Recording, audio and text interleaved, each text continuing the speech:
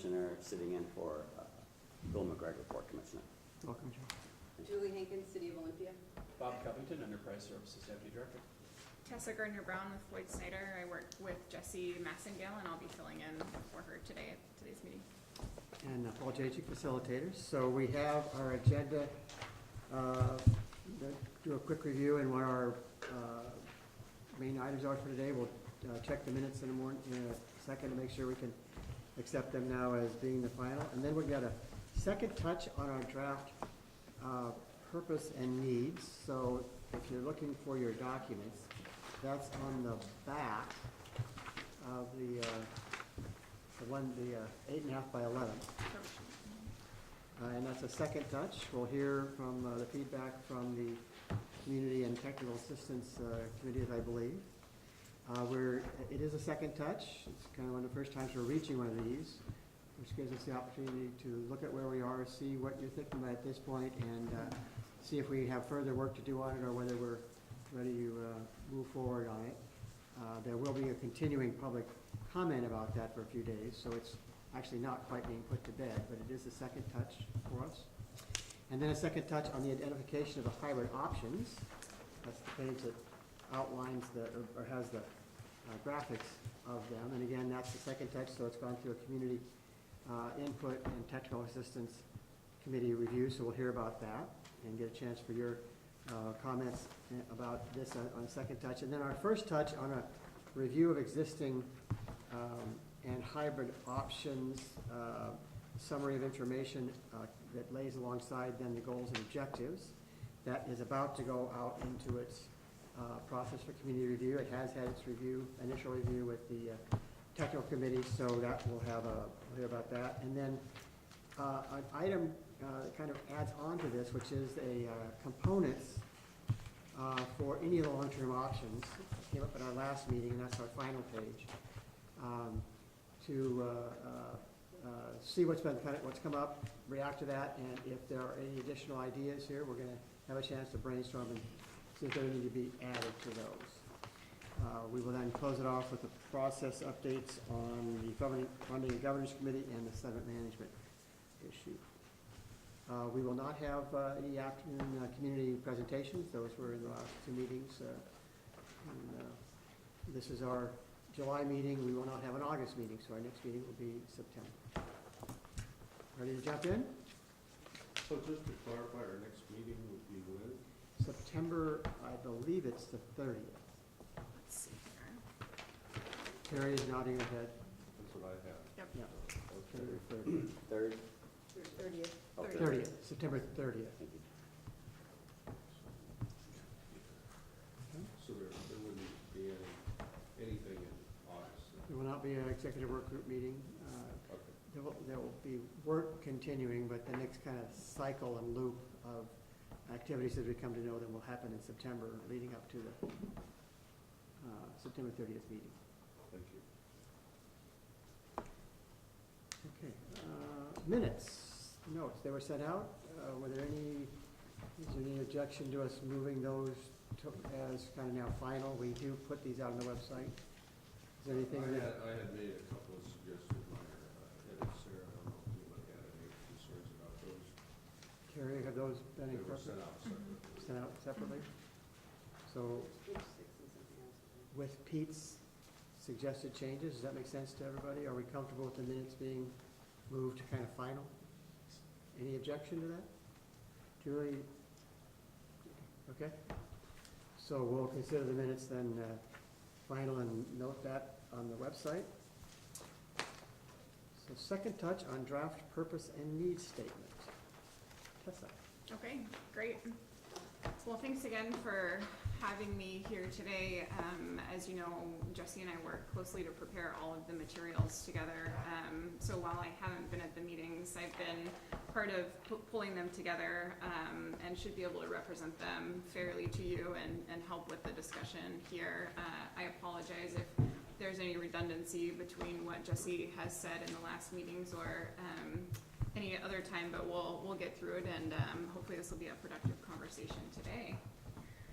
So to dive right in, we've always said that the draft purpose and need is one of the key things that we feel would be great to get out of this process, as it hasn't been something that's been part of the prior documents for the long-term management planning of Capitol Lake, and it's something that gives us an opportunity to not only congeal around a set of goals and objectives, but to demonstrate that forward momentum into hopefully a future environmental impact statement, as this would be one of the key components of that document.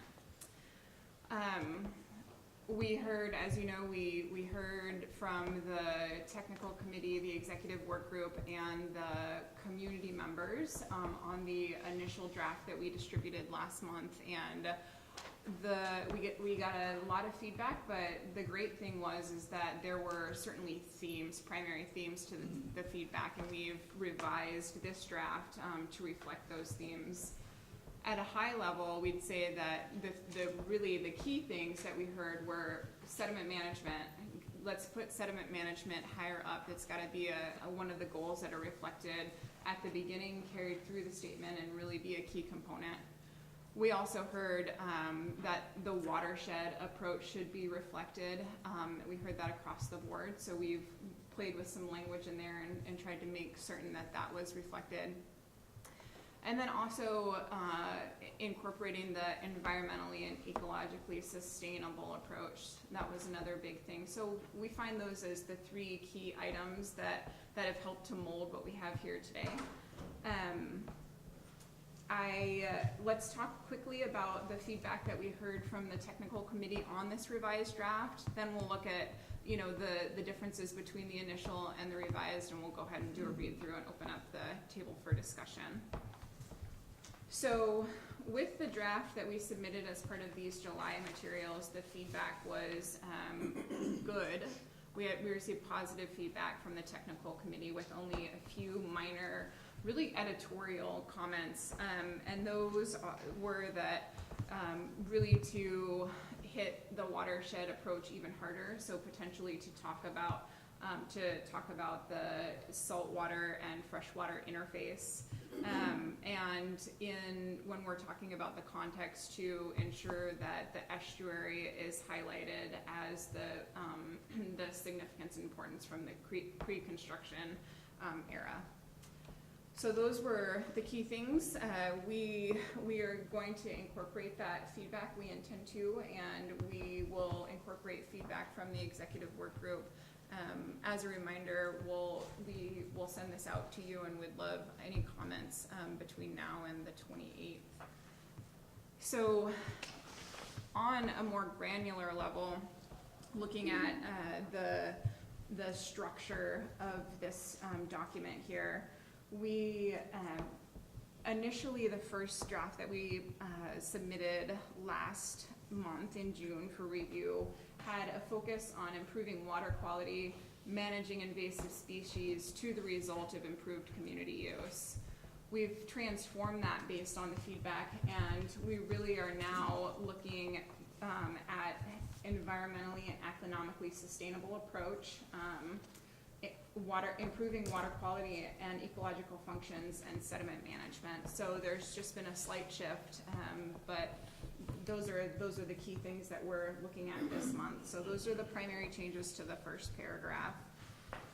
The second paragraph and the third paragraph from the earlier version was really to provide that context, to provide a look for a fresh set of eyes about the significance, the use of the resource, how it's an important part of the community, how it's been a long-standing fixture in this area. And we got some feedback that maybe that wasn't necessarily important, and we could refine it further such that we were really just looking at the problem and the proposed fix. So what we did is we took a lot of that context out and really just kept one sentence in that talked about the long-standing history and the continued use of the resource, and tacked that onto the problem statement, which is now the second paragraph. And then the third paragraph stays pretty consistently, and it's just a focus on what this work would do, a focus on the environmental goals, the water quality, fish and wildlife, and sediment management. So that's kind of the overview. I'll read it aloud now, and then let's talk about it and get your thoughts on it. Okay, here we go.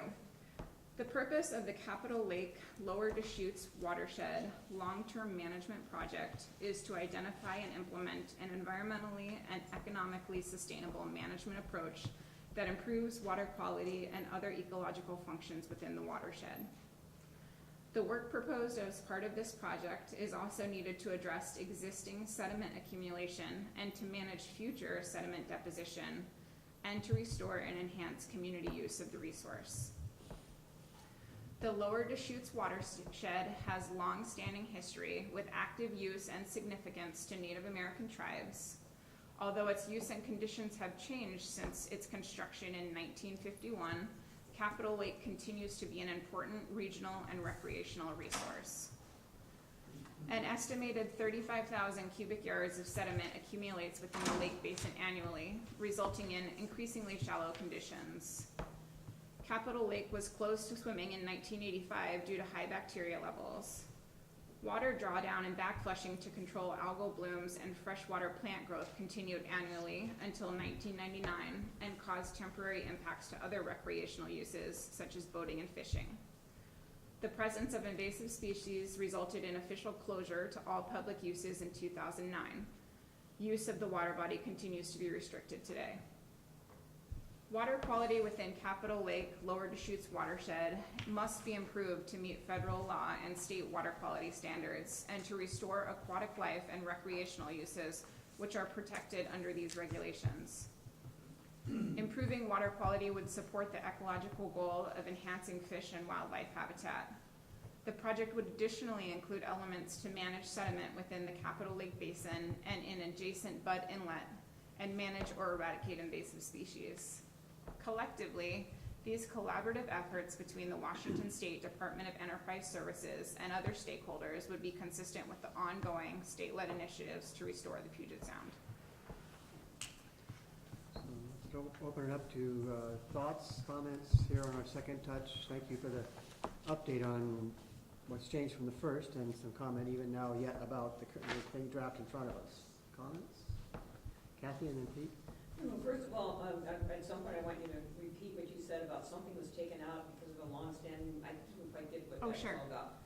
But what I'm noticing is that this is very good about discussing or describing the sediment, the environmental concerns and benefits to the watershed, but it completely seems to be about managed lake or use of Capitol Lake the way it is now. It says recreational, it says economically sustainable, but it says nothing about it. It just seems like it eliminates the managed lake option. Okay, that's good feedback. So to your first question, what I was trying to describe is that we had a full paragraph in the earlier purpose and need statement that really just talked about use of the lake. So long-standing use since 1951, recreational activities such as marathons, Capitol Lake Fair, really to just paint the picture of what this resource is. What we heard was that that might cloud the issue when we can really be talking more specifically about the environmental problems that we're seeing to date, regardless of a management scenario. Just what are the issues, the water quality, the fish and wildlife habitat. So we took that paragraph out and only retained a single sentence, which is the first sentence of the second paragraph that talks about this is a resource that's had significance predating its construction and continuing since its construction. So that's the big change there. That's what I was mentioning about the context paragraph. And what I understand that your comment is that you feel that the way that it's written would preclude a managed lake? Yes, I would disagree with taking that paragraph out. Okay. That paragraph in my mind should stay in. Is important. Yeah. Okay. Okay. Does including that paragraph then deal with the concern you raised about I think so. Precluding, All I know is disappearing that to it just preclude. seems like there's no mention of a managed lake or continuing on the way it's been. And I certainly understand it, and I'm not saying that's the only way it has to be, but I don't want it left off the purpose statement either. Right, that's a great point that you raise, and when we were revising it, what we tried to do is take out any sort of connotation to one management option or another. Well, you didn't do a very good job, then, because this is very heavily loaded towards taking out the dam and the estuary. So this is, Okay, it's so, not doing a good job, it's kind of narrowing it down in my mind. okay, And Mike, can I, thank you, Commissioner, for those comments. Can I add Joe, and then we get back to you. So, Tessa, you know, we're gonna talk about our edits to this document, and of course, I'm just sitting in for Commissioner McGregor, so sorry if some of my questions are a little basic, but who gets to decide how this ends up? Because, you know, Commissioner Wolf said, you know, I'd like to put this paragraph back in, and you tell us why it was left out. So then how do we come to agreement? So I what mean, we're gonna do is, particularly if there's comments this morning that have any kind of more substance to them that you wanna see again, is we'd be sharing a redraft with you, and if needed, it'd probably be good as we look at it again in September. And this group would, we talked about whether there's a comfort level with what's in the draft. So how do we decide what what the draft purpose and need statement looks like? It's, the decision or the direction that we took from getting from version 1, which was last month, to version 2, was collectively from all of the stakeholders, what did we hear the most? And so we revised it to that nature. We'll take that same approach this month, and when we finalize it and ultimately put it in the proviso report, it will be our thought and the community and stakeholder groups' collective work on what might be the most reflective, but in no way is it the final version. It would be retouched and looked at again as part of the impacts statement, but we think that it would be a good starting point and reflective of what we've heard from you. So as Paul mentioned, we do feel that it's such an important piece that we're open to continued feedback. If you want to provide us with written feedback, if you think a copy of the Word document would be helpful, we'll do that, and we'll take all the feedback we can and into consideration when we revise. So Joe, did that answer your question? So there's more stakeholders, so really this group is not really the people putting together Yeah. this purpose and needs, it's, you referred to stakeholders, so are stakeholders, the people on that first flow chart that you put out in the first meeting? Sure, so All when those various groups? When we say stakeholders in terms of this process, we really have 3 defined groups, and one is the technical committee, so working with the resource agencies, their technical staff. The second is the executive, so looking at a high level policy, this executive group, and then the community members, hearing what the community has to say. And so that gives us really 3 different perspectives, and we hope 3 different opinions and directions on this. But you are the final touch. Oh. This is the final touch. Those steps. Not today, but. Yeah, but in gentleman's process, early on, there was kind of an implementation plan, nice big, large sheet thing that showed these different steps we're taking. And in each case, there it is.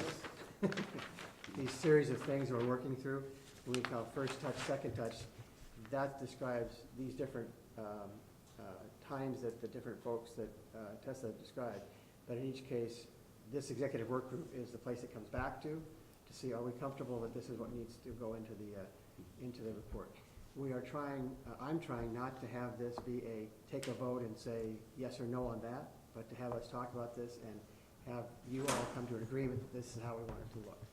So we do a lot of work to get to that, and we continue to work on that between now and September, of sharing the feedback from today back to you in a draft, and in September looking at it saying, did this arrive at what we're comfortable with? Does that help? Mhm. Okay. Kathy? Same question as Joe's, that helps. But your answer was not the answer, I don't think. You didn't, I was wondering, which who trumps what? Can we override? Can we at this table? Are we making the final decision? That's my question, and you didn't really address it. You're getting closer to it, but you're still not saying that this group actually gets the final word and we can trump anything. Is that true? I don't think we've ever taken on the issue of how decisions get made with this group as a whole. So I think the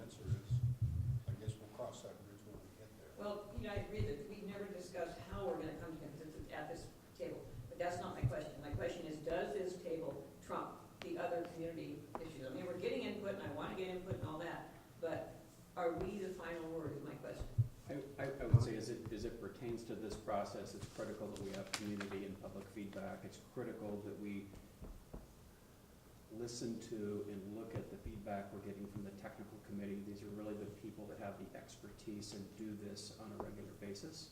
And then that information's coming to this group. We are looking for this group to really come together and bring a consensus opinion to this body of work. This is the table that we're looking at to get that information. It's critical that we don't ignore or dismiss the input from the community or that technical committee, because all of that's critical. But this is the body that we're really looking at to give support to. This is what's going forward. And I certainly don't want to diminish public input. I definitely want public input. I want the whole, Sure. it's all of a big part of it. And it's great that we have those three inputs, community, technical committee, and us.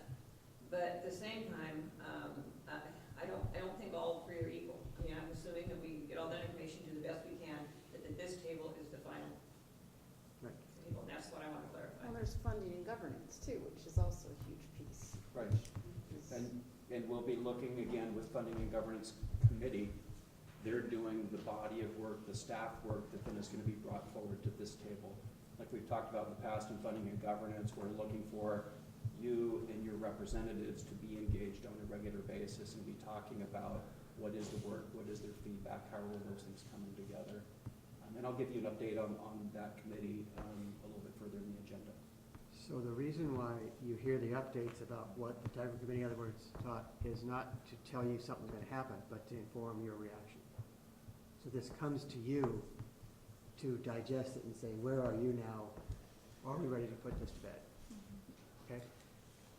So if there's any sense that that this is not the table that helps put the final piece in place, with Floyd Snyder being the agent that helps us do it, I hope that that's been dispelled, right? So as long as I hear you say it on the record, I can. Well, I guess I'd say that's been my understanding of what we've been doing from the beginning. Absolutely. And I thought we had talked about that, so. Okay, I just wasn't getting that sense from Yeah. Tessa, but that's okay. So if it was ambiguous, and in part, I think we are trying to do this whole process to talk it through together and arrive at where folks are comfortable together. So that may produce a little bit of uncertainty about if it comes down to a hard choice, who decides? What we're trying to say is let's see where we can agree on as we go through on this. Given that there are a lot of opinions and perspectives on this, it comes to this table to help then say, how does this get captured in the report that would reflect the community sense? This is the table we bring it back to. So in September, my guess is we're going to be looking at this again and saying what were some changes made based upon this discussion this morning and otherwise for you to have the final say to advise what should go in the report. Thank you. Okay? Pete had his hand up, and I took it out of order, then Cheryl. So,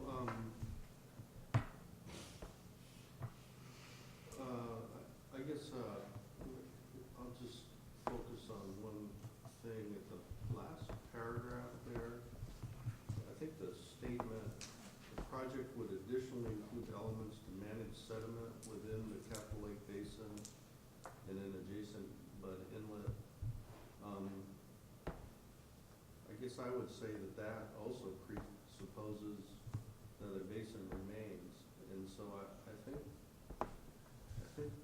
plus it ignores the fact that some of the sediment management might actually occur further up in the watershed, to keep it from, to stabilizing some of the areas that are contributing sediment to begin with.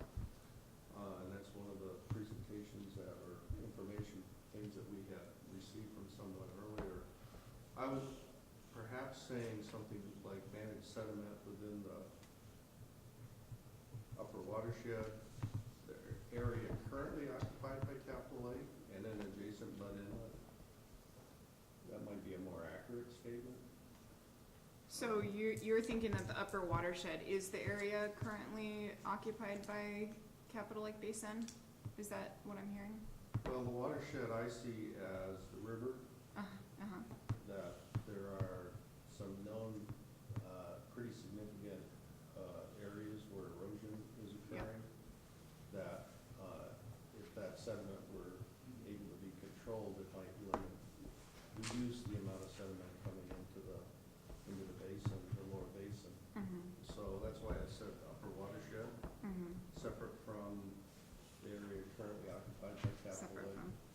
Yeah, it's interesting, when we were thinking about how do we capture this watershed approach, but also ensure that the scope is in this geographical area that is generally the water, that is generally the Capital Lake Basin. And so we sort of drew in our discussions, and this is of course open to feedback, we sort of drew the line at the falls and thought, if this project was to be looking at active sediment management for the long-term management planning, from there down would be sort of our active project area. And we understand that that would have to work in coordination with other mechanisms to manage sediment that would be implemented potentially by other entities such as ecology through their process. But I think what I'm hearing from you is that the scope potentially should be expanded to look at certain disciplines at a wider scale. Well, I think you need to look at the watershed as a whole, if Mhm. you're managing water quality in Mhm. this area. And it's unfortunate that the TMDL has sort of separated these two as two Mhm. things, because they're interrelated to each other. Right. If we manage, for example, if we manage nutrients better upstream, then that means less nutrient impacts that we have to manage within this lower system. So I think as part of the total package that we look at, it will have to include some of those upstream things. Now, some of those may already been pre-decided by the time the EIS is done through the TMDL process, but nonetheless, I think they are elements of the total package Right. that would be evaluated. Right. Do you think there's a way that we could address that in considering a defined scope that's sort of within the existing, I guess I would say, governance or authorities that we currently have? Right. That we have to recognize the impacts of other areas that are upstream and the impacts of that sediment coming down. I mean, there's a tie I think we could make with that, but to me, there's an element of we have existing authorities, and the evaluation of that authority, to open that up and say that exists all the way upstream through the Deschutes River at this point, that seems like it could create some legal or technical challenges with an EIS. Mhm. Well, if you're uncomfortable with that, you might want to at least include in this so-called background paragraph, at least a sentence referring to the fact that there's a separate process underway Okay. to manage nutrients and sediment upstream, you Okay. know, within all the tributaries to this basin. Yeah, I think that makes a lot of sense. I think what we could do is that last paragraph where we're sort of making that mention to the downstream efforts or the larger efforts. We could also take that upstream and talk about the consistency with the agency implemented actions further up. Okay, I think that makes a lot of sense. But just to reemphasize, I think instead of saying it's being managed within the Capital Lake Basin, that presumes that Capital Lake will exist. And I think it should be the area currently occupied Okay. by Capital Lake. It may turn out that Capital Lake remains or some segment of it, but I don't think it necessarily will. Okay. So, What we're saying is just make sure nothing is acted like it's a definite in here. This is all. Sure. I guess that tees up my question pretty well. I'm confused. I thought we kind of had to narrow some choices down for the EIS to be actually effective. I thought that's what the whole point of this whole process was.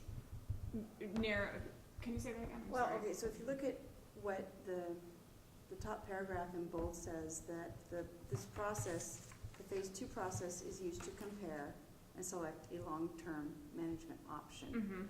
Weren't we supposed to scope and narrow it down what those options would be for Right. the EIS? I think I see what you're saying. Yeah, so this purpose and need statement would be a tool to which future or existing options for long-term management could be compared. So it would be part of the larger look and larger analysis and really the leading sort of encapsulating intent of the project. So you would read this against options and say generally, I mean, this, I'm very much paraphrasing and simplifying how the process works, but this would be a representation of the goals that a long-term management option should meet. And this, so this is kind of that defined statement, and we would look at that against the options that are on the table during the EIS. Did that answer your question? Yes, thank Okay. you. And that Um, selection or narrowing or choice would happen in the EIS phase 2, right? Not necessarily in what we're doing this year. The question of how many options go into the EIS is kind of, we haven't really resolved, do you want to play a role in that? But assuming an EIS, there would be a range of options that this purpose and need statement would then serve as the comparison back is, how is it solving the problems that this described? You certainly wouldn't want to narrow down in the purpose and need statement. Correct. That's Purpose and not need correct. statement. No, because that's what you want for your outcomes, basically. It's not the intent. They're gonna figure out which Yeah. of these options fit those, okay. Does that help, Cheryl? Did that- Yeah, that does, thank you. I just wanted to add on to Pete's comment about The upper Deschutes, I believe the funding and governance committees are actually including the upper Deschutes entities as far as potentially a governing, a form of governance would include upper Deschutes stakeholders. So I just thought I'd add that. And I think that's wise to have them involved, because you can't just cut it off at the falls as far as what happens downstream. And what else did I have? I just had, I guess, something to pull from the original draft, that as far as the area around, the area that's considered Capitol Lake, or however, it's like the artist formerly known as Prince. Right, so the trail system and nearby parks provide continued passive recreational opportunities that maintain the lake's edge as an important recreational center and a valued amenity in the Olympia and Tumwater area. And so that got cut out, and instead it looks like we just have Capitol Lake continues to be an important regional and recreational resource. But I really like the language that it's a passive, regardless of where this leads, whether it's a future estuary or a lake. I like the idea that we have that passive enjoyment around it, and that's an important aspect, especially since it's an urban estuary, urban watershed. I don't know if that makes resonance with anybody else, but Yeah. I like that there's passive enjoyment of being around it, and I wouldn't call it passive. I would call it active. well, active, you're walking Right. around it, but we can't really get on it right Mhm. now. Yeah, that's So why there's we- really no Okay. active recreation going on right now Okay. in the body of water, Okay. for what it's worth. Very good, thank you. Yeah. Are there other things on your mind, other comments or thoughts that haven't been said or reaction to what's been said? Joe? So, I mostly align with Mayor Komet on several things. And I remember at the last meeting, which I was in the audience, and then I read the notes. But, wanted in this first paragraph, wanted to really not make it more of bullets of the things we want to do as opposed to 2 sentences. So the first sentence there says, I'll paraphrase, implement an environmentally and economically sustainable management approach that improves water quality and other ecological functions within the watershed, period. The work proposed as part of this project is also needed to address existing sediment accumulation and manage future sediment deposition and restore and enhance community use of the resource. So you automatically, and this is a really important document, because you're saying you're gonna give this to the EIS people, and they're gonna say, what does this community want based on this purpose and need statement? So in the main thing we wanna do is improve water quality and other ecological functions, never mind, and secondarily the community or sediment. And, so I don't, really feel like that's true, and I thought, like, pardon me if I misquote Mayor Komet, but I thought that, all three things are equally important, so don't put them in two sentences. That's one comment. And then the next comment in this last sentence, to restore and enhance community use of the resource. So restore is too much like restoration, which is too much like, taking out the dam and making it natural.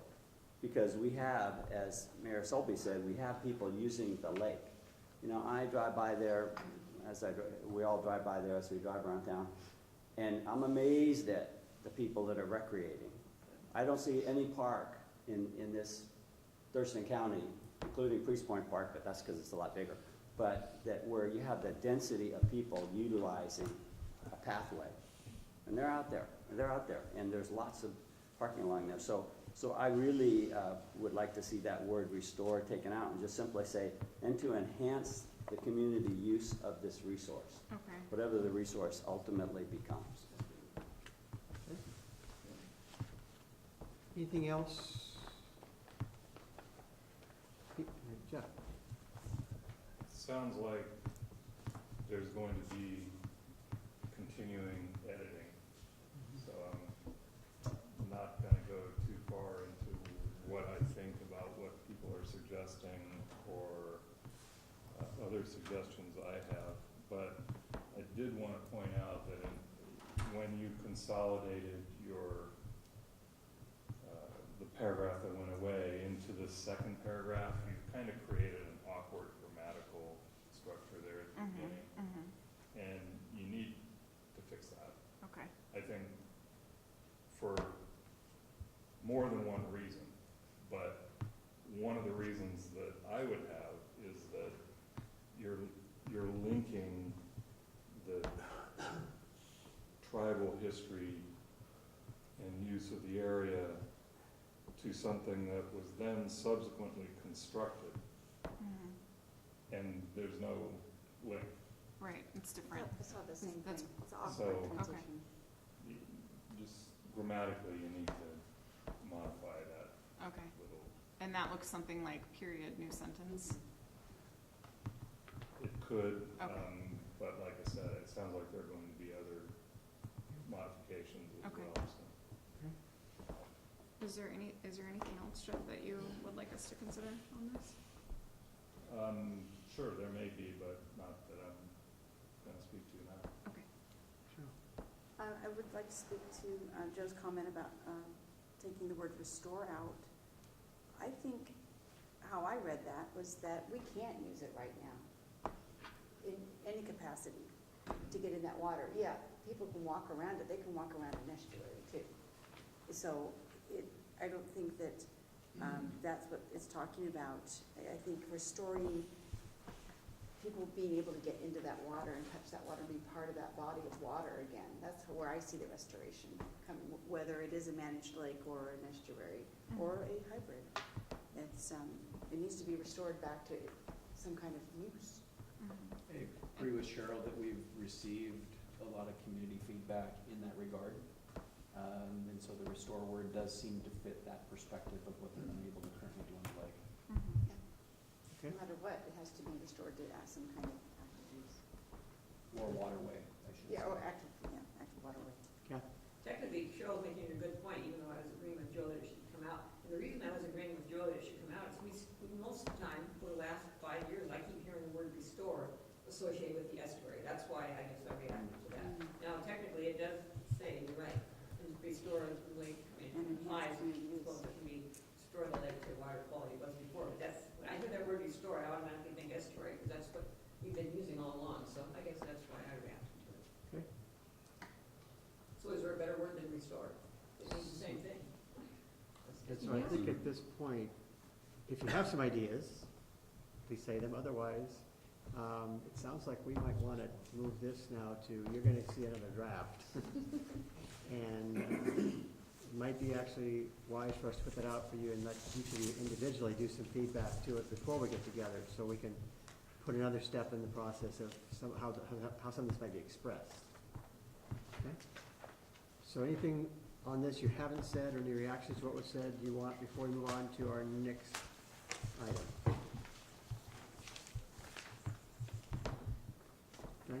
rich discussion on it. It signifies the importance of the document, how we describe this. Second touch on the identification of hybrid options, this sheet of graphics, and the community input. Tessa. Okay, let's see here. So the sheets that look like this, the hybrid option sheets have been, it's the second touch, it's been revised, and we'll go through what those revisions look like, and then we've added a new sheet that reflects the managed lake option, a sub-option to the managed lake option that we reviewed last month, and then the restored estuary. When we prepared these sheets, the intent really was to give folks sort of an at-a-glance summary of what the options entail. And so the basic structure and kind of the high-level key items that would be needed to understand what an option is are put forward with this brief summary, the couple bullets, and the graphical images that we've provided. So really use these as generally, what do I need to know about the option? As part of the development of these materials and in response to the proviso directive, which I'm going to read it, it says, the department shall conduct its information gathering and report preparation with a proactive approach to public engagement, and also to identify multiple hybrid options for future management of Capitol Lake. We thought that it would be a great opportunity to engage the stakeholders that have come forward as proponents of additional long-term management options. And so throughout the course of the month, as we were developing the materials, we reached out to them and we said, hey, the legislature has asked us to get your thoughts on the hybrid options and let us put something together, tell us about what this option is and what it would achieve. And so we'll go through what that feedback looks like and where we really tapped into the knowledge of the community. So on the first page, the hybrid option, to go quickly through the primary changes, last month you saw this page with 3 options: the dual basin, which is a result of the clamp process, the dual estuary lake idea, which is a hybrid option, and a Percival Creek rechanneling. And through our work with CLIPA, who is the primary proponent of the Percival Creek rechanneling, we understand that potentially that might be best represented as a sub-option to a managed lake. So adding increased fish and wildlife habitat to the managed lake scenario that we've seen come out of the clamp process. So we've moved that onto the separate page, and we'll go over that. The other items that we've noted are really a continuation of this outreach to the community to understand what additional hybrid options are there. And so we have added new notes, 5 and 6, and those are very conceptual, high-level ideas from the community. One is a option that is similar to the deli option, but the primary difference is the primary difference, is that it retains the infrastructure at Fifth Avenue and proposes that might be a minimization of infrastructure costs. And then it expands the reflective pool, so it takes the berm from the east side of Fifth Avenue to the east side of Marathon Park, Marathon Park. And so it's a little bit wider. That's one option. And then which one are you referring to there? it's note 5, excuse me. Note 5, okay. I'm sorry. And then the second one is really focused on maintaining the freshwater habitat next to the Capitol Lake Interpretive Center. So cutting off any sort of saltwater flow to that area so that the wetlands, the habitat there can remain and continue to flourish.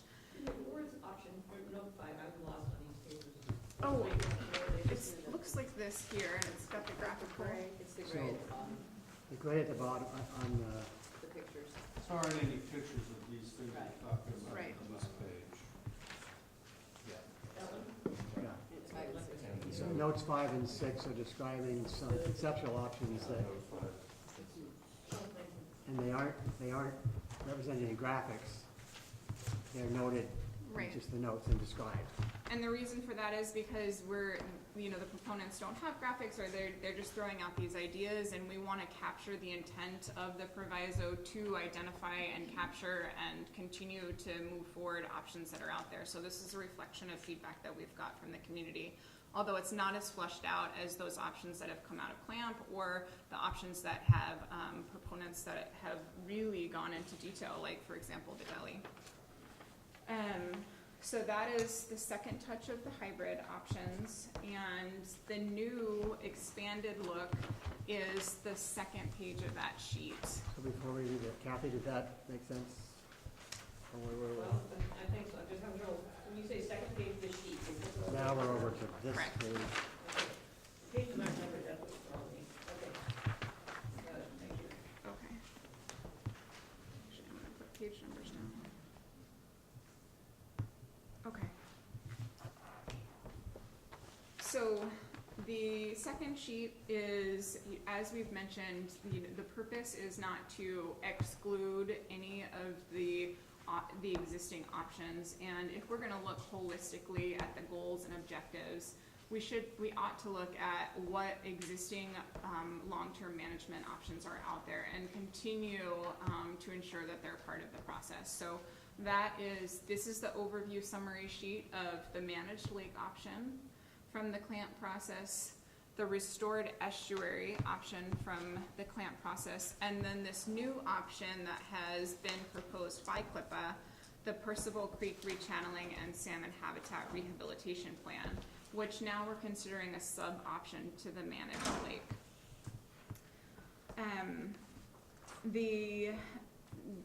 The additional notes that I want to point out are notes 3 and 4, and again, that's in the gray at the bottom. And these are options from the community or from members of the executive work group that we wanted to make sure we represent, and we'll go into more detail when we look through the last table. So note 3 mentions a conceptual variation to the restored estuary, and it includes active sediment management through installation of an adjustable weir at the north end of the South Basin, and the intent of that weir would to be active sediment management to capture sediment that's coming downstream. And it could be coupled with maintenance dredging and additionally installation of infrastructure such as a jetty to minimize sediment deposition near port facilities and the NAB channel and bed inlet. Do we know how difficult it would be to get permitting to do that in a river, To install an adjustable weir. or just a dredging, continuing dredging, yeah? Well, there certainly is dredging that occurs in rivers. I haven't myself permitted a project like that, and we haven't looked at the permitting feasibility of these options yet as part of this process, but, so I can't give you a straight answer to that one. Yeah, okay. I know that it's a lot easier in a saltwater basin than it is in a river basin, so. Any other thoughts on the other Okay. note? Sure. And then the fourth note that we have here is another sort of sub-option to a managed lake. And the primary theme of this option is to expand park use of the existing facilities by filling in portions of the east and west portions of the lake and really allowing expanded recreational use. So again, these are intended to be at-a-glance overviews of the options that we have on the table now. A question on, Tessa, on number 4. Sure. I mean, my mind goes to, additional fill in the existing Capitol Lake. My mind goes to dredging Capitol Lake and moving it over and creating an expanded heritage park. Is that not what that says, or is that what that is meant to say? It has, this option was submitted as a comment without expanded detail or any sort of technical analysis. So I can't answer whether they are assuming that the dredge spoils would be used as the fill or if it would be imported fill. We didn't want to exclude it because it didn't have the detail, but it's just included as a note. Well, I would wonder if you could contact that person or entity suggesting that and ask them that, because you know, all these things we're talking about, all these 5 options, presuming there's just 5 when, at the end of this year, when you send it off to, and presuming the EIS gets funded for next year, then, you know, the more detail the better, because the entity that does the EIS is gonna say, yes, that works, that's economically feasible, or no, it isn't. And so the best, the nicest scenario is to only move those dredging spoils, you know, 500 feet. Whether that's legal or not, I mean, I'm familiar with when the port, or when Bud Inlet gets dredged, no matter who's paying for the dredging, depending on how dirty the soil is at the bottom of Bud Inlet, it either can be dumped out by Tacoma Narrows Bridge, or it goes on a truck and is shipped, I think, Lewis County. So a big difference in price, but that's why those folks that created that option, you know, I would like to think that that's what they meant to say, is that, you know, we can dredge and create more Heritage Park at the same time. And so I would ask you if you would ask them that. Okay. Is that what they meant? Yep. Thanks. Thanks, Joe. Are there other thoughts? Pete? I mean, just to clarify that, sediment isn't necessarily trucked offsite. There's a railroad track right there, it could be loaded on cars. Right. In fact, there's local options near railroad track locally where that sediment could go, so I don't think you should assume it's gonna be trucked out of there. Okay. For one. Good. But I guess my bigger comment is related to both the hybrid, the way the hybrid option and the restored estuary are illustrated. In both of these cases, it shows these as if it's at low tide, but, and I mean very low tide. We know from pictures that were taken when the dam was open, and even when the dam is open at low tide, that for the most part, water remains in at least the northern basin and a large share of the middle basin as well. So I think those diagrams should reflect truly what they would look like. The narrative sort of captures it by saying 75% of the time there would be a reflecting lake, but it doesn't really show that in the illustration. I think the illustration is important. The other thing I would say is I think some of these options at the bottom, I think we're gonna have to illustrate them, even if it's highly conceptualized, because it gets buried in the fine print at the bottom. It's really, it's hard to visualize some of these things, and I would agree that one, I'm pretty confused by that one about expanding Heritage Park. So Heritage Park is the arc part, right? Yeah. So does that mean filling in the reflective lake? I'm not quite sure what that is intended. So I think there's some need for some further clarification if we're gonna include it at all. Right. I think that one, I mean, I could try and sketch up number 3 there, which is the one I had suggested with the adjustable weir, but, yeah, I think particularly on the first page,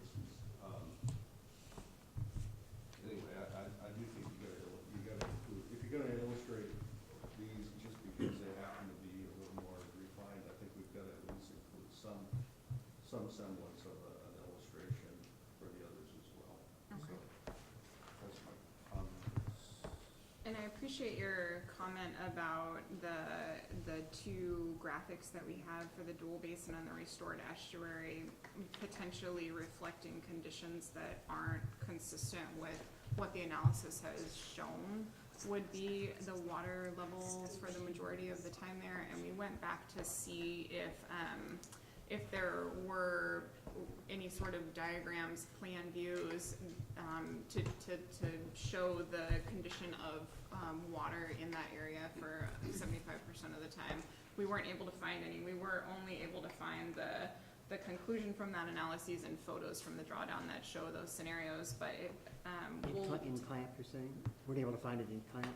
We weren't able to find any plan views, but we were able to find in the Deschutes Estuary Feasibility Study, Engineering, Design, and Cost Estimates final report, we were able to find the results of the analyses about the percentage of time that there would be a natural reflecting pool from the tidal elevation. And so if we look at visualizations, we'll consider that. I'm not sure if that. Yeah, we'll get back to you on that. We'll make sure that. Yeah, I think if you picked a representative picture from one of those drawdowns, Uh-huh. I think it would illustrate what I'm talking about. Okay. Sure. I'm looking at the hybrid option and the restored estuary pictures that you're talking about, Pete. I agree that it'd be nice to have a way to see where it would be at different flows. Maybe it could just be a different color. That way you can see where does it flowest, where does it 50%, where does it 75%, the shades of color so you can see where it would be. There's one idea. And then do we know if we were to dredge for any of these options, where we would dredge and what that would look like? Because it says here, there's pre-dredge channel and basin. So does that mean that if they get a dredging permit, that berm would go away? Or where would the channel go? I mean, did that get studied in the plant process of where to redo the channel? I'm looking for Neil. Or From what I've read, it hasn't been a defined sort of like any sort of definition other than in the north and middle basins. And so there hasn't been like, this is what the dredge plan would actually look like. That analyses would of course have to be flushed out. And also I think some of their assumptions about where the dredge spoils would go are potentially not viable now with the introduction of the New Zealand mud snail, since that analysis has been completed. So Right. no good answer for you on that one, unfortunately. Because that would be helpful as a visual, looking at a restored estuary, what it would look like with a dredge plan for that versus a dredge plan for the managed lake. And I think, the partial answer to your question is that in the first iteration of this group, clamp and stuff, one of the things we did hone in on, it was that dredging has to take place no matter what. Right. Whether it's a lake or whether it's an estuary, we have to dredge, and that's the Mhm. issue. And Tessa's right as far as what do we do with that sediment? And now we'll have this new problem with the New Zealand mud snails. Can it go out? Before it was on, the idea was to dredge, barges go off of Headfront Island, and there's a big basin in there, it's like 1,500 feet deep, and that's where a lot of the dredging goes. Well, they dredge the port, I think, Joe. Mhm. And that was sort of the idea. Can we do that now? Mud snail's gonna float over and, get involved in other little estuaries if we do that or not. And I think that's, one of the bigger questions. But the dredging has to take place no matter what, in this thing. Does that answer your question? Yeah, I just didn't know if anyone had done a model of what it would look like once they were dredged, I think either option. the hard part about this is presenting this in a way, there are so many unknowns, issues of dredging and where is the dredge. In any of these models, what's that look like? And so it's a little bit of a slippery slope to try to start to create graphics that represent what would that look like at various levels of tides.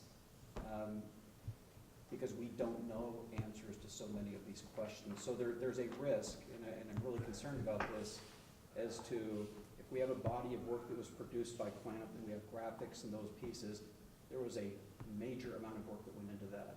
A lot of review, a lot of professional services. With the scope and where we are today, the fear would be as we do something and it's perceived by someone, a stakeholder, that we've biased it in some way to represent it that might not be the end result because we don't have so many answers. So that's the slippery slope I'm concerned about. Right. I was just wondering if there was anything existing, apparently there's not, so that But answers my question. I think as we progress through this, and I don't know if we've taken that stake and put it in the ground yet or not, but dredging is an issue, and dredging, we can't ignore that, and it has to take place, no matter what. No matter what we do, dredging has to take place. But wouldn't it be different if it were to, if the end result was going to be a Manish Lake or an estuary? I would think they would have a different dredging pattern if one was, I agree. that's all I'm asking. I don't know. Yes. But that body of work could not be accomplished now. That's a body of work that would run before the EIS. Thank you, that does answer my So question. you said, you know we don't agree with that. From a, I do understand the difference as far as the proviso and the scope of work we have as part of this project. And we have an agenda item to talk further about sediment management, which is, I think, part of what we're touching on. Other thoughts or, No, go ahead, I'll figure it out later what you just other said. thoughts you want to share about, this is our second touch, and some reactions to the presentation of the hybrid options. Jeff, and then Joe. Considering that this is a second touch, I'm expecting at this point that this, like the purpose and need, is going to require a third touch or more. I have some serious concerns about how this is represented. I think you've tried to mash together two different issues, and the presentation is problematic in that regard. You're charged with consideration of identification of hybrid options, and that's one task. And you've got the dual basin hybrid option from Clam, and you've got the Delhi proposal, and it seems like you want to reclassify this other one into something else. And I suppose that's fine if you do that, but remember, your charge in this part of the task is to evaluate the hybrid options. And then you've gone and mixed in on the second page an overview of existing long-term management options. The Percival Creek rechanneling is not an existing management option. That's a new proposal. So your existing management options are presumably, and since you've got the other two plant proposals, that would include then the original dual basin design proposal. Okay. So you need to fix these. You're misrepresenting what is new and what is existing, and you're mixing up what is a hybrid with what are the other management options. Okay, so what I'm hearing is And that, go ahead. we'll get into this more when you get into your table, but I'm just getting started. Okay. Okay. Well, those are your comments on the graphics. I like how they're organized. For the moment. Okay. No, there's another thing about this, for all of them, there are some value statements up at the beginning about improving water quality or habitat things. Those are, for one thing, they're kind of inconsistent in the scope of those statements, from option to option. It almost seems like if the intent of this graphic is to simply describe the option and then to analyze the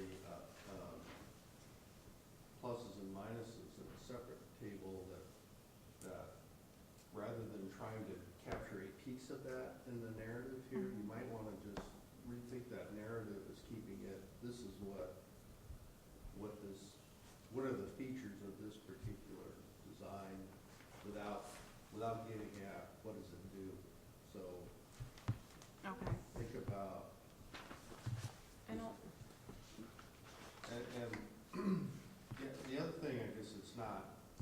think I've sort of figured it out, but the difference between the dual basin and the estuary, the deli option, those differences don't exactly jump out at you when you look at these. They basically look the same. But my understanding is one's a saltwater reflecting, the other's a freshwater. Mm-hmm, And then one uses a sheet pile and the other uses a rock. mm-hmm. Is that the only two differences between these two? The deli also has a larger, about 10 acres, larger reflecting pool. And the sediment management approach is different with deli. It has a pumping station that would be installed at the south of the middle basin and maintenance dredging. And the dual basin has 38 acres or 39 acres and annual maintenance dredging. Pumping station for pumping Sediment. Okay. Sediment trap for pumping.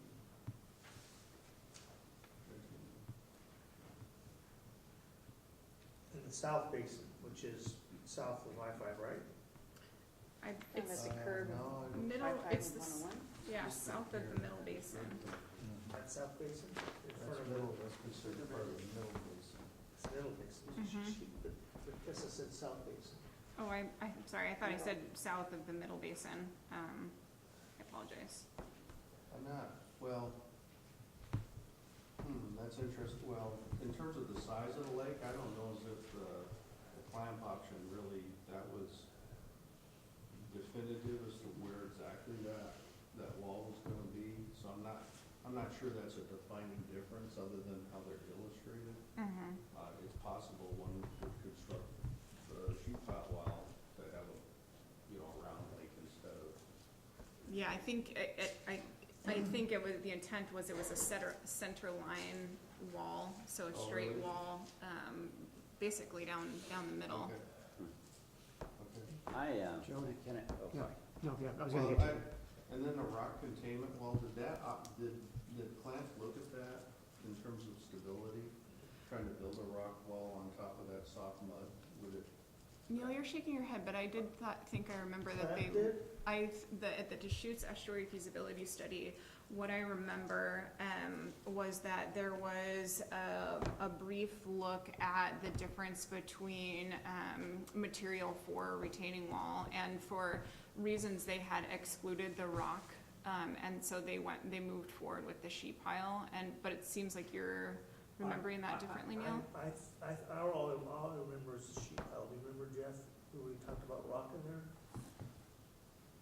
Well, the sheet pile was the option that was characterized or ended up being in the final report of the feasibility study because of the analysis of what was in fact feasible. Yeah, correct.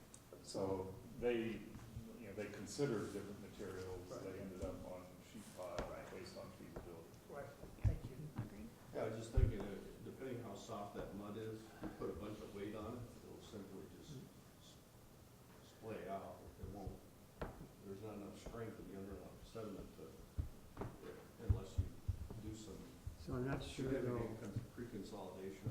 There's ways to do it, but I guess it would be interesting to see if we could find that report or if there was some analysis done of that.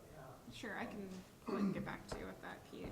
But I mean, conceptually, the idea is that the real difference, as I see it, is one is a freshwater, one's a salt. That's a primary. That's the primary difference between those two. Okay. Joe? So like I say, I kind of see some things the same way as Mayor Komet, and I had a note on these two, that very thing, that they're quite similar, except for the pumping station and the size of the actual lake. And then the biggest difference is saltwater, freshwater. So, once again, in order to kind of move this thing along, you've got these 5 options, and you really have to say, are these, this group has to say, are these viable and are these really worth considering that we would pass along to the EIS group and to evaluate. And so these two, it's a gigantic difference whether or not it's freshwater or saltwater. I mean, that's a whole different talk about differences, that's about as different as the Percival Creek Landing idea, or Percival Creek restoration idea. So this is a gigantic difference, and so you could combine these two options and say, which one pencils out better, because ultimately it's gonna come down to how many millions of dollars does it take? I mean, there's no mention here there's really no mention that I saw of, the community, what does the community want in terms of freshwater or saltwater? Yeah. I mean, we've got, saltwater, we've got lots of saltwater to enjoy. We don't have, a freshwater lake, and so, not that I'm favoring that necessarily, but I would just kind of combine those two and say, we want the EIS to address, cost and benefit of saltwater versus freshwater. Mhm. Yeah, I agree that that's the primary difference. We don't have the breadth or the depth to be doing the technical analysis, but yes, that would certainly have to be looked at. The reason, just for quick background, the reason why the overview reads the way that it does is because the proviso, and I'm sorry we keep getting back to this, but this is our directive of work, says identify multiple hybrid options, and those options must include a substantial improvement to fish and wildlife habitat and ecosystem functions. You'll see that noted there. Maintaining a historic reflecting pool at the north end of the lake or estuary, and adaptive management strategies. So that's just the background of why we've done it that way. If it's not helpful and we really need to call out the key differences more, we'll do that. Right. I do think it's helpful to have them separately illustrated though, Joe. I think it is a big difference, so, Mhm. and besides that, Steve has put a lot of effort into this deli thing, I think it would be useful to, help present that. So, anyway. We're at quarter till. We have one more, at least the city executive session. Are there other thoughts on the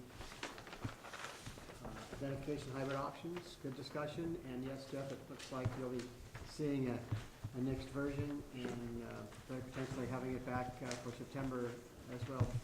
We'll be seeing it before then. Joe? I have one more thought if I may. Yeah. So, on the first option, the hybrid option, dual basin, the second bullet says,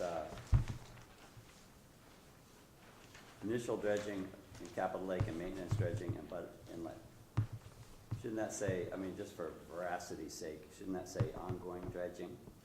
Because that's kind of how we got into this problem in the first place, is that, somehow we stopped having ongoing dredging of Capitol Lake, so. Or does that, Instead of the use of maintenance. or should it say one time? I think initial is, because we've got, and that's not the only place where that is mentioned, so I would just like, in restored estuary, the fifth option, second bullet says initial dredging of Capitol Lake before estuary is restored. And should just say dredge Capitol Lake before estuary is restored, because Capitol Lake is gonna go away. So, just in terms of, presenting, unique options, I think that if you're helping the person who created these, That's with me. that wording, so maybe that restored estuary should say, dredge Capitol Lake before estuary is restored. Okay. period. And then, but on the first one, I have a question to the group. Hybrid option, dual basin. And then that second bullet says initial dredging in Capitol Lake and maintenance dredging in Bud Inlet.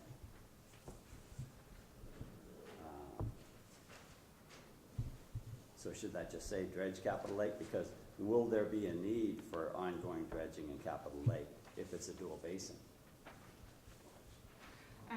We don't Let's see know. here. I mean, is Capitol Lake being fed from Deschutes River to some degree?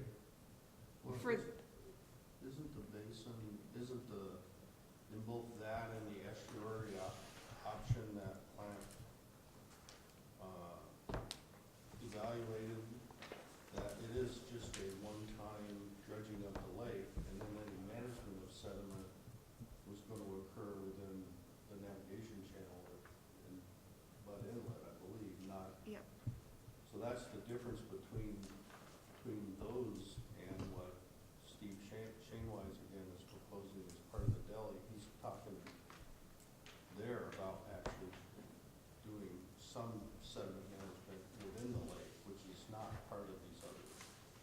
I'm not talking about Mr. Shanewise's option. I'm talking about the very first one that says hybrid option dual basin, which is the clamp. And the second bullet there, under additional components, says initial dredging and capital lake. So Which is what I understood the proposal to be. Right, so it takes all of the accumulated sediment, that's in there now. It removes it before the 500-foot opening is constructed. So that's the first stage. And then once that's open and there's sediment moving through the system, the first 2 to 3 years is more active dredging in the Bud Inlet, so in the area of deposition, and then there's continued maintenance dredging or ongoing dredging in Bud Inlet to reduce or avoid potential impacts to those facilities. Okay. Good. Okay. To Yeah. clarify, you said the accumulated sediment in Capitol Lake would be removed, and that's not accurate. Okay. The idea under the estuary scenario or the dual basin scenario is recognizing that in a tidal environment, it will start to create channels. The idea was to go on and remove material up front in the process of creating those channels, so that you didn't just move that material out of the bay and then have to remove it from the bay. So it's not removing all the sediment in Capitol Lake, it was defining a channel structure that would hopefully reduce the subsequent maintenance dredging out. Sorry. We're at 10 minutes to 11. Is this a good time to move on? Pete, one more comment? I have on one that? other question, and that is on the Percival Creek rechanneling. Wasn't clear to me, does that involve separating Percival Creek from the main lake and creating essentially a mini estuary over in the cove area? Is that what that, is it I believe that there is some input and connection between Percival Cove and the Middle Basin. I can ask that question more directly. wouldn't the lake just fluctuate with the tide, just like if you remove the dam in that case? If there is that hydraulic connection.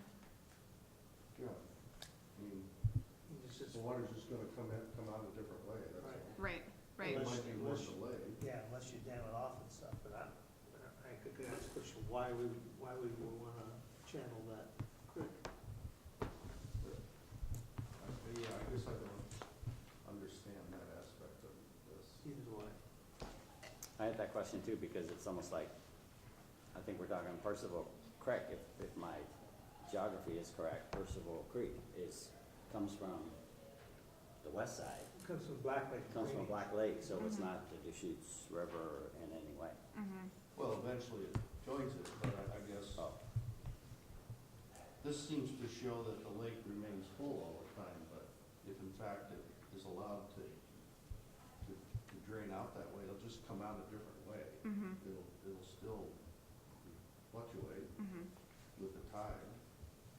So it must be that there's a separation at the Deschutes Park, if that's the intent. I guess that would be good clarification. Okay. Ready to move on to the review, first touch on the review of existing hybrid options. Look around, see if there's any other comments on the identification piece. Thank you for the, To the top, and we'll just read that aloud here.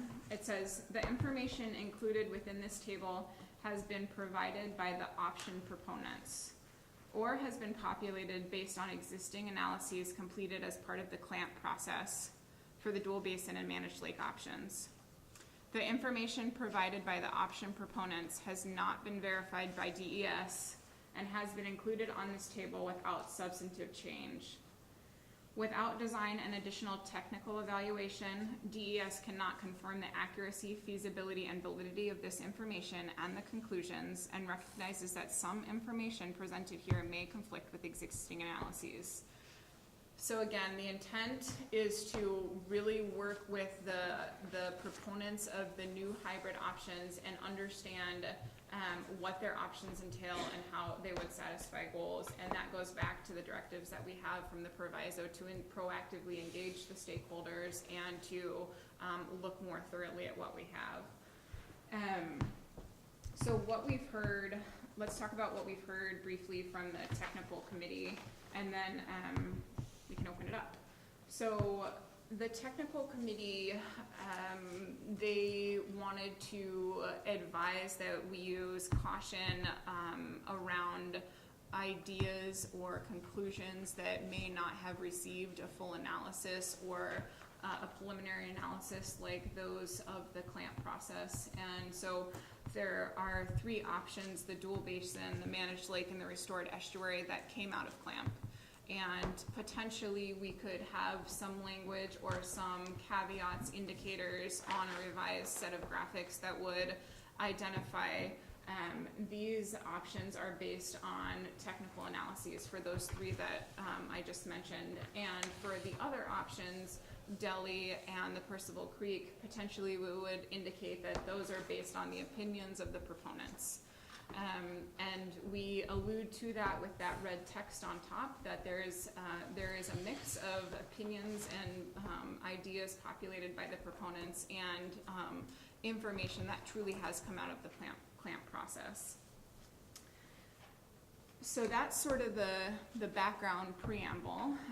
We've done this for each of the options that we have. So the dual basin option, we populated this based on the information from the Deschutes Estuary feasibility study. We tried to keep all of the information in here at a consistent level, and so it all is at a very high level. That would be the source document to go through to for additional detail. The dual estuary lake idea, the source there is a community member, Steve Shanewise. He's the proponent of this option. We worked with him directly to put the information into this table. And on the next page, we have the managed lake. The information provided there is from the clamp alternatives analysis. For the managed lake sub-option, the Percival Creek rechannelization, we worked directly with CLIPA to populate. And the restored estuary, because we had worked with two other key proponents, we worked with DIRT. I will also say that the information that they provided is consistent with the analyses that came out of clamp, and we made sure to do that cross-check. One thing that we could do a better job of is not only showing DIRT as the source, but showing the clamp analyses as the source, because the information is consistent, and while they're the project proponent or the primary project proponent, it is also gone through that preliminary analysis. So that's one of the items of feedback that we received from the technical committee. I think it might be good to have a conversation of, generally, is it helpful to look at these against the goals? We think that understanding a hybrid option, you need to do that rather than reading all of the words on the table. You could probably do that for Friday night reading. So, Paul, do you want to get initial? We want this first touch in our process you're familiar with. So, Jeff. Well, as a continuation of the comments I was making earlier, this needs to be reorganized. I would strenuously object to how this is presented here. Okay. You seem to characterize the potential need, perhaps as an input from the technical committee, to do some of that reorganization and relabeling. You know, the problem is that you're attempting to normalize all these options as if they are equal or have received an equal level of analysis, and that is just not true. Okay. You need to reflect the clamp feasibility study options, the dual basin, the restored estuary, and the management lake, as based on that feasibility study. I mean, we've spent hundreds of thousands of dollars on technical analysis of those options, and we have a lot of good information. In contrast, these other two proposals that grow out of this hybrid provision of the proviso have not had such analysis, and they should not be treated as the same or consistent with these others. So you really need to change that. I think it's improper to characterize the restored estuary option as different than the clamp analysis. Your characterization of dirt there, dirt's all well and good, but they weren't even formed until after the clamp feasibility study analysis. This information and those for the managed lake and the dual basin come out of that study, and that should be reflected. Simply putting your disclaimers in red at the top does not offset what I think is a gross miscarriage of how these are presented. Okay. Thanks, Jeff. Sure. I just wanted to concur with Jeff on that after talking with Andy Hobbs, who worked on clamp with you. He felt very strongly that the clamp reports were so more highly vetted than what you're seeing on some of these other options, and that needs to somehow be noted, and they need to be held to a different, just weighted differently. Yeah. Yeah, good feedback. Kathy? Okay, all that having been said, I think we have to keep in mind, we were not formed to repeat clamp. We were formed to come up with some new ideas. So I don't want to just say, well, clamp said this, otherwise why are we here spending all this money if we're not supposed to be coming up with some new stuff? So I don't want to just completely refer back to clamp and say, well, clamp says. I don't have a problem with, indicating that it's been better, more better, that's fine. But I don't want to just act like we're referring to clamp because we aren't. At least that's not what I'm saying here. Well, That's not how I read this proposal. And I mean, it kind of ties in, if you're gonna send these 5 options through, then you need to send that, this table is valuable from commenting, because the long-term management options here listed are the things that we care about. The So goals.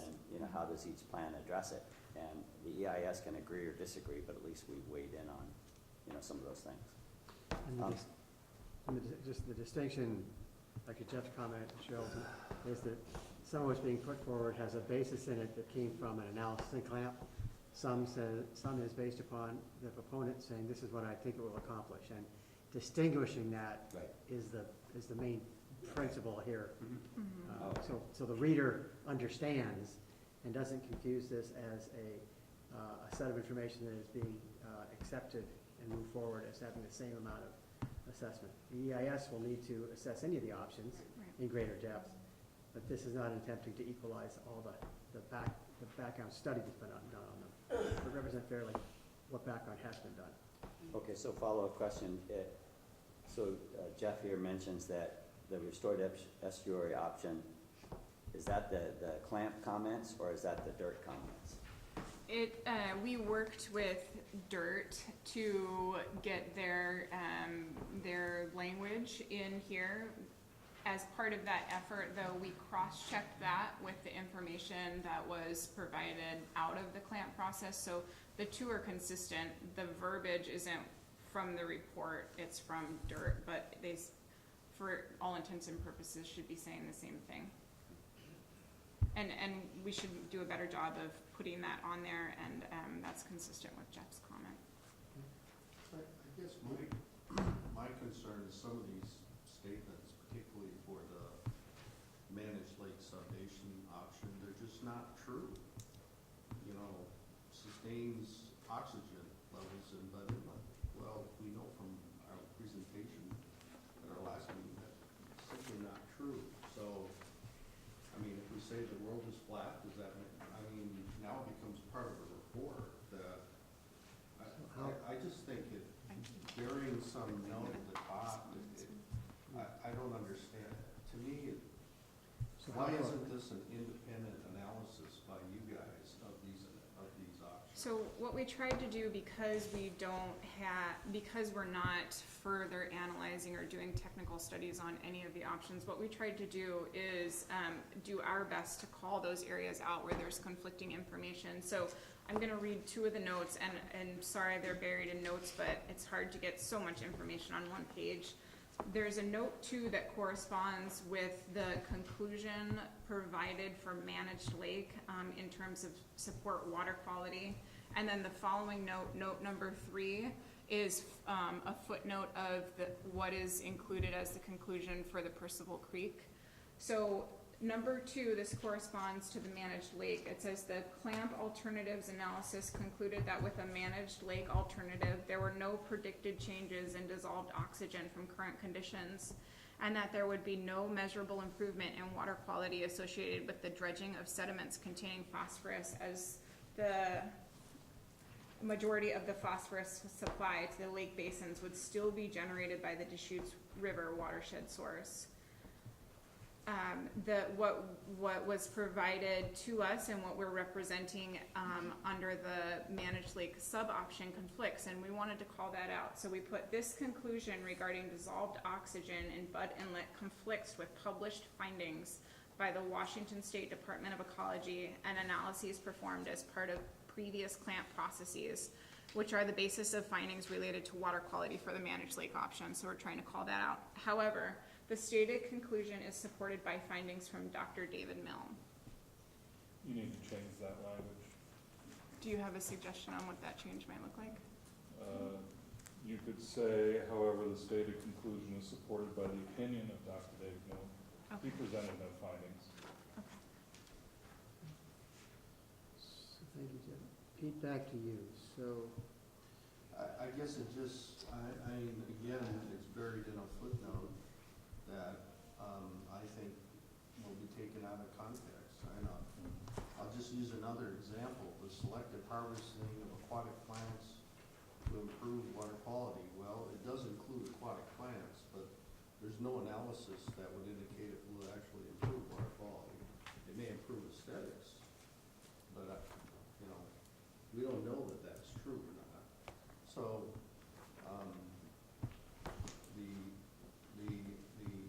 this intervening berm for the 2 hybrid options,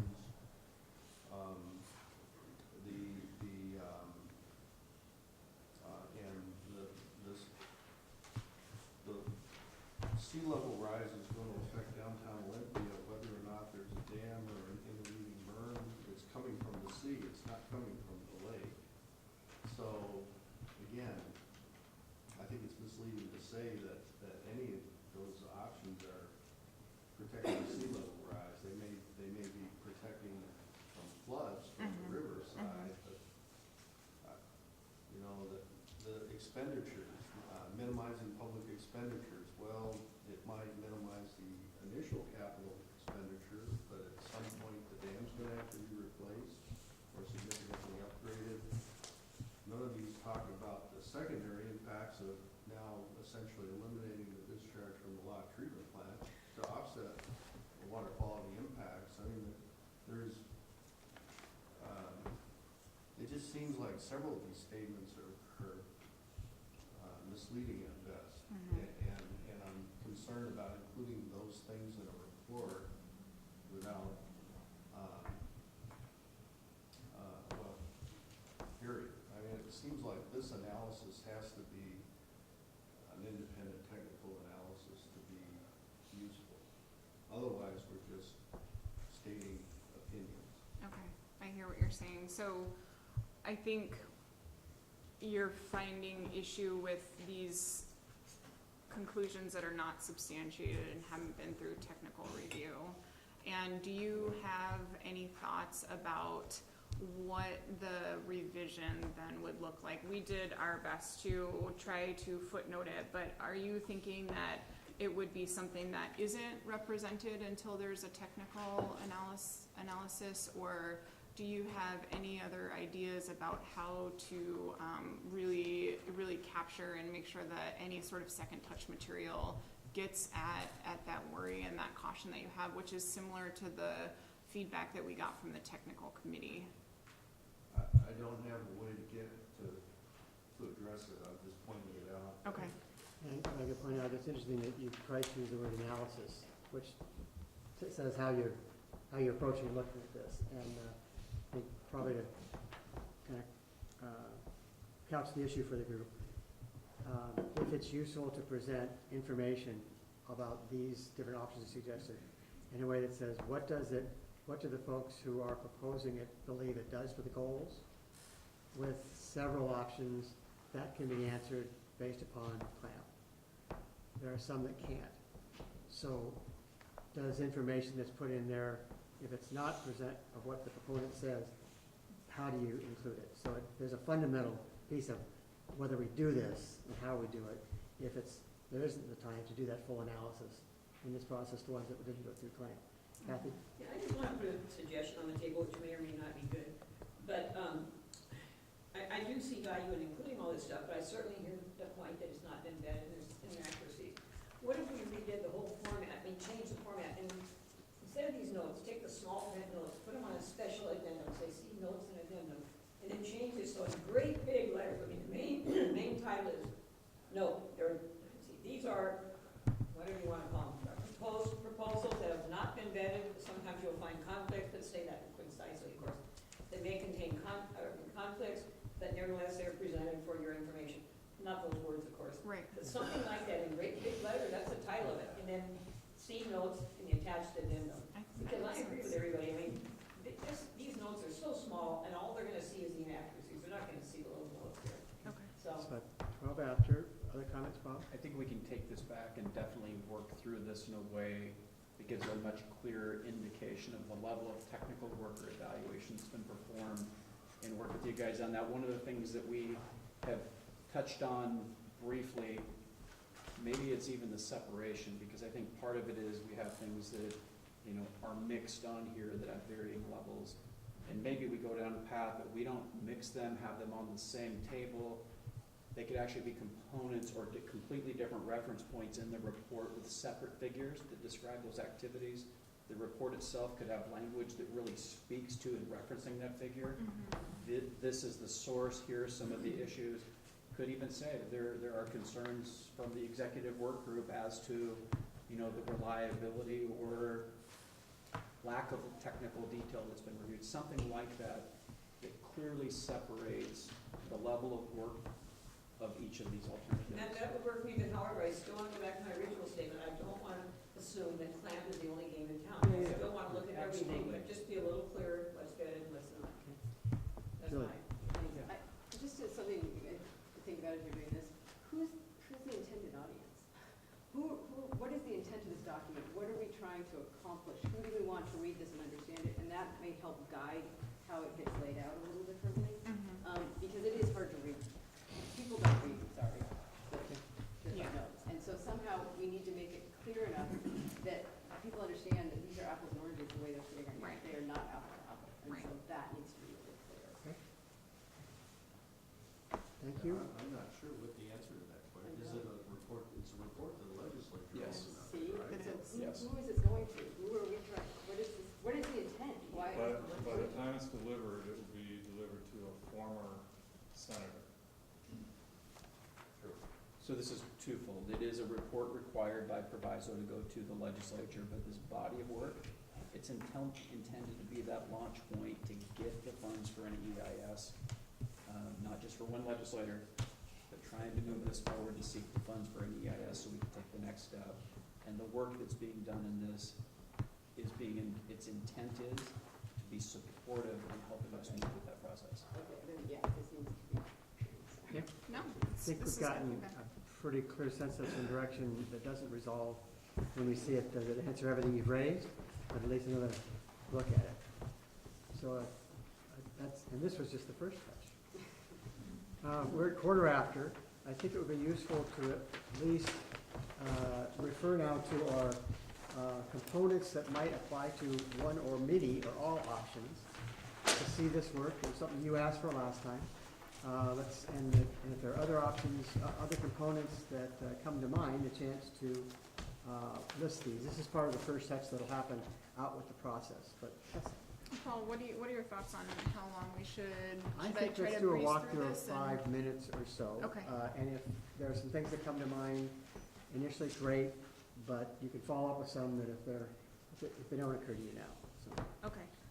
Okay, so the intent of this table is really to be a launch pad for a brainstorming effort. And Pete, it's largely based on your recommendation that we provide that brainstorming time. And also, we wanted to have a forum for components like the WEIR that you suggested and the sediment management approach to further flush that out. So we thought this would be the time for us to say, hey, what are other options or sub-options or components for managing sediment, and really talk about that, the WEIR that you're proposing. We're also reflecting some feedback that we received from WDFW. For example, the mention in the technical committee was any option should include efforts to eradicate the New Zealand mud snail. That will look different across a managed lake and a restored estuary and in the between, but that shouldn't be lost. And so this is a mix of what should be applied to all options, what additional components are out there that could be applied to a certain option to increase its consistency with project goals, and really just to be a discussion piece. Is there a way of eradicating the New Zealand mud snail? Are there natural predators for those guys? I mean, is there like a fish that eats them, or a snail, another snail that eats them, or I don't know. I've heard there's no known predators, right? I don't have the technical expertise there to answer that question. You mean from New Zealand? Yeah. Bring another one in. From New Zealand. Yeah, or just import another invasive. Well, what if it's like a trout that we like or something like that? Best way to do is, I like the freezing them idea. In other words, you drain the lake in January for a month or something, and it slowed them down, did it not? They slowed them down. Yeah. Yeah. Well, the other, I believe the other option is salt water.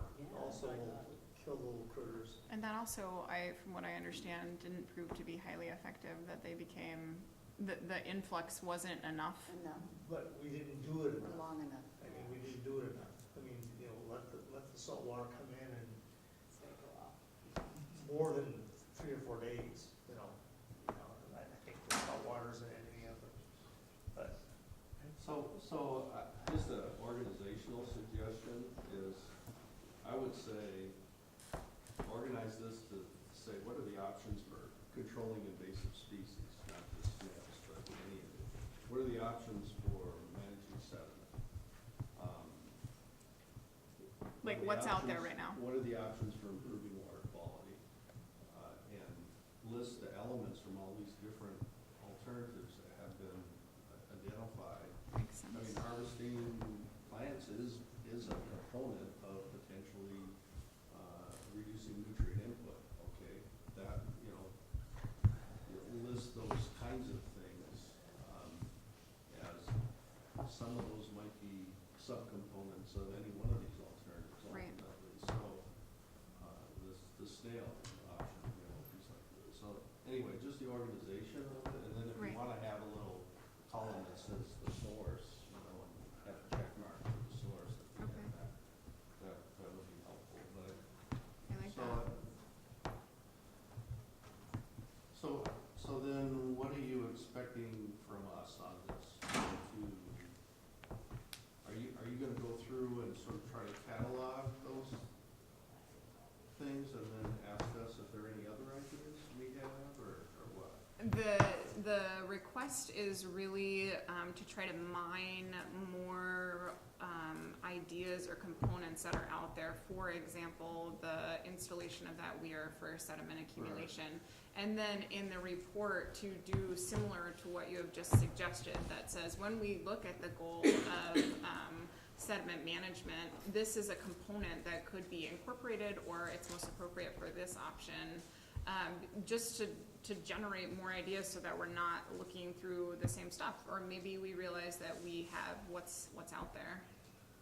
Yeah, it seems like this is actually, rather than asking people to come up with a complete alternative, Right. Yep, Right. they might have an idea for how to deal with the mud stick. for exactly, and example, this would be a better way of capturing some of those concepts that could be analyzed in more detail in the EIS process. So I like the idea. In fact, this might be the most helpful way to solicit public input, really, if it were reorganized a little. Okay. bit. I like that, that makes Okay. sense. Other- Teeny tiny escargot. Yes. Yeah. Little crunchy Other- ones, yeah. Other thoughts or reactions to Pete's suggestion in particular? Other thoughts? We would ask if you did have additional thoughts on this. We think that brainstorming around the components is really helpful. Please send it to us. You can submit it online, or you can send it to Bob, Carrie, Jesse, myself, all of us. And we'll make sure that it's populated on there, and we want to carry that forward into the proviso to strengthen what we've got. Okay. Process updates from the ES, funding and governance and sediment management. Bob? You bet. So we had our meeting with Funding and Governance Committee earlier this week, another real good work session. The committee has continued to refine and develop attributes for conceptual options and degree of general support for funding models as well as governance models.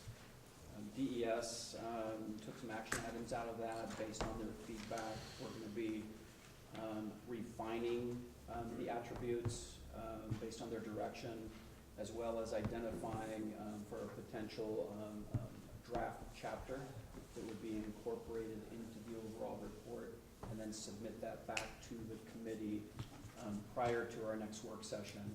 I do anticipate, maybe I'm being overly optimistic, but I do anticipate that after our next work session with Funding and Governance, that will give us a good product that's in a condition that we can bring this into a draft form to the executive work group for presentation to you and for feedback from you. I would definitely request, please, if you haven't, connect with your representatives on Funding and Governance, touch base with them, because it'd be great to know that there's some alignment in the membership on the Funding and Governance Committee, as well as with the executive work group, as we're making progress. And that might really help us not to have surprises when we come back in September. Any questions on Funding and Governance? Just a comment Yeah. that we've set up a standing meeting now, Julie and I, with Steve Hall and Rich Hoey, the Thursday before our Friday meeting, so that we get briefed before we come into this meeting.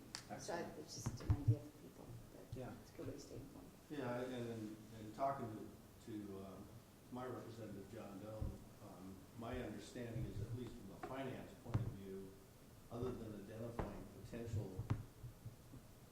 options, they really can't take it any further because we don't know how much money we need to raise. So I think we should kind of lower expectations. We're not, Yeah, when you're what right. comes out of this group is not necessarily going to be, this is the way that you could fund this thing, because we don't even know how much money we need. Right. And it's similar, that's absolutely correct. It's similar to some of the things we've been doing with the objectives that the executive work group has reviewed and approved as it pertains to this project, that a lot of the attributes that they're identifying for either funding or governance are really those attribute statements of a funding or a governance model. And at this point, at least, they're really applicable to any of the alternatives that might be selected. And so there is a refinement there. We have talked about from a cost perspective, we don't have anything beyond what you guys have already received and reviewed, which is really what came from CLAMP. So there is no refinement of that, so you can't get down to something very specific. But in identifying, again, what the proviso required, and I think there's great value, not just meeting the proviso, but for the government partners and what they're coming together with. The conversations have been really robust and getting into some good content. coming to that level of general agreement to say, we agree with these attributes, whether it's a managed lake, an estuary, or something between, these attributes really would be applicable to any of these models. So it's feeling like it's going in a good direction, but it's not, this would absolutely be not something that would be in the report that the legislature would look at and say, well, let's pass legislation and create this model. It won't be that. And there's recognition that this is setting its stage, again, for the EIS, and as more information comes out of that EIS process, this group would continue to work and be able to refine that to get to a place of what's the more specifics to go on that. Any other comments or questions from that? Sediment management. Sediment management, we talked about this a little bit in our last executive work group meeting. As we talked about at that point, sediment management isn't an element of the proviso, and we're not funded to do that work. I understand it's disappointing, there's frustration around that. We also absolutely recognize it's critical. It's a critical aspect of being able to move forward and how we move forward. And EIS is a key piece of that, DES is supportive, and we understand there's interest in some of the partners around this table, specifically interest by the Squaxin tribe and the port, engaging and having further conversation as to not part of this proviso report or this study, but a parallel path and the potential to scope and identify and figure out what's a body of work that could occur in parallel and be supportive and complementary to this effort. So those conversations are occurring, and we're absolutely committed to supporting that as we move forward. So more to come on that. Julie? We have some analysis on sediment already, don't we? I would say there is some from CLAMP, but I would say it's very high level. Well, can we be looking at down the road as part of the scoping and gap analysis to find out what we're missing, so we know what we need to fill in and go forward with this? Yep, absolutely. But that would be a parallel course at this point. You know, I am not sure that the effort towards the sediment management has been 100% defined yet for the next step. Is that? Really, the conversation that we're having with Squaxin tribe and with the port is a conversation about scoping and what's that look like. And it's really a conversation really with people who have technical expertise in this area to really help to shape that and get a better handle on that to determine what would that parallel path look like. Other thoughts or questions? Yes. And to respond to your look, no, we haven't agreed that that is an acceptable path forward. We have had the conversation. At this point, it's just talk, and it is highly frustrating to the tribe that all the parties to this process had met and committed to a path forward that included understanding further analysis of sediment management. And DES had committed to that. That was before the proviso ever existed. So there was an expectation that we were going to do some work on sediment management. As you so clearly pointed out in the last meeting, how can the Funding and Governance Committee do their work if we don't even have any idea of what we're doing on sediment management? It's always good to have somebody new point things out like that out, the obvious, that those of us that have been laboring on it for years understand that.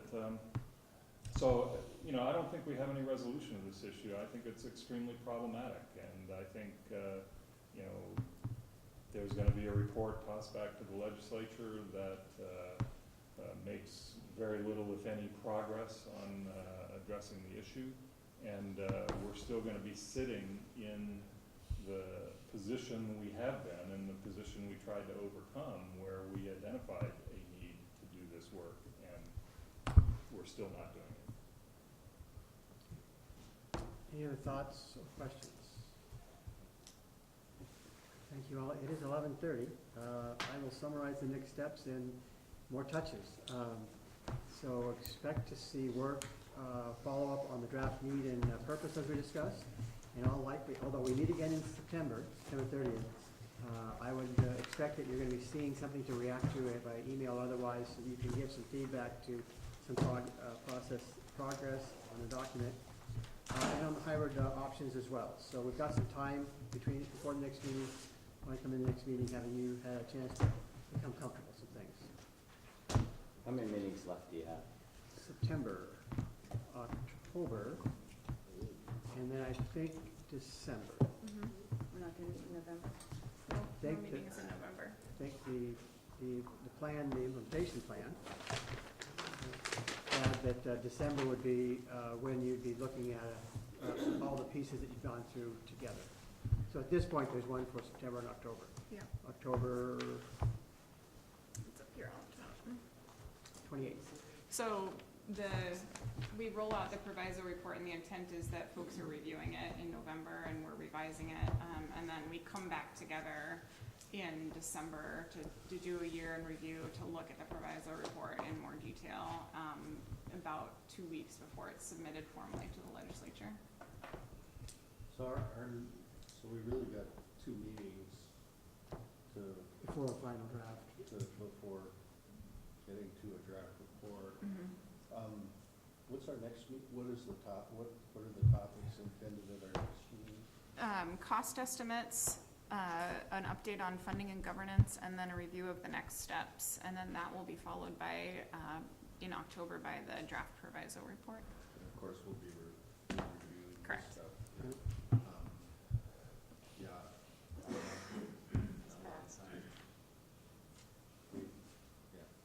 Kathy? Does this assume that the August briefing times on the phone, conference calls will not be occurring either? Since there's no meeting in August? I would think so. Although, let's recognize there is the opportunity to do some feedback and work on some of these products. So we won't be meeting, but there is an opportunity to get some reaction and feedback. So For now, it's on the calendar, but maybe. I would say, It might be good just to leave it for now, Okay. and as we get closer and see the kind of discussions we may have on the materials in the interim. It's You'll let us know. available. Okay. okay? Thank you. Any other thoughts or questions before we wrap? We're adjourned. Have a great August. Thanks, Paul. So I want to give this to you. Oh, God.